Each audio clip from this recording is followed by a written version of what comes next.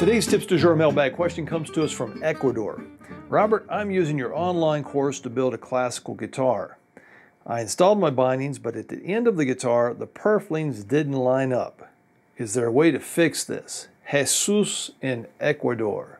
Jesus, I feel your pain, and you're right. It looks very bad. When those purfling lines at the end of the guitar do not line up, that's exactly where the eye goes, and it really stands out.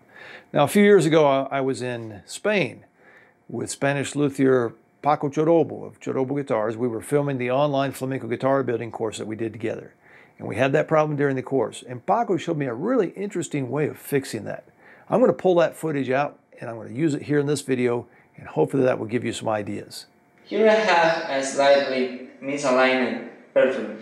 I'm going to show you how you can fix this.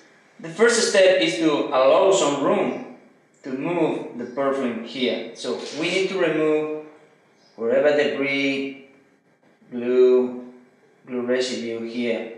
And we need to make this clean and create some space for the binding to go. So I'm using a knife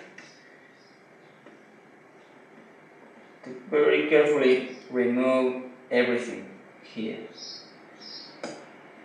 Now that we have some room here, we need to separate this portion of the purfling from the binding. For this, really sharp knife like this works great. You need to be very careful here and trying to separate the purfling from the binding.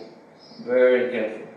Now that I have a gap here, I have a room to move the purfling. I have also separated a portion of the purfling from the binding. You can now press the purfling in place. So there we are. Now the red line is lined. All we have to do is to treat this like a normal gap and put some filler here, seal with some hot glue or a sealer, normal sealer, and then you are done.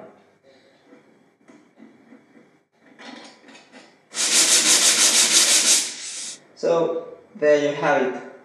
This is now much better than before. So Jesus in Ecuador, thank you very much for your question. I hope this will help you solve your problem. Now, I hear you guys down in Ecuador doing some fantastic work. There's quite a few luthiers that have contacted me over the years, and you guys have it really going on down there. So keep up the good work, and happy building.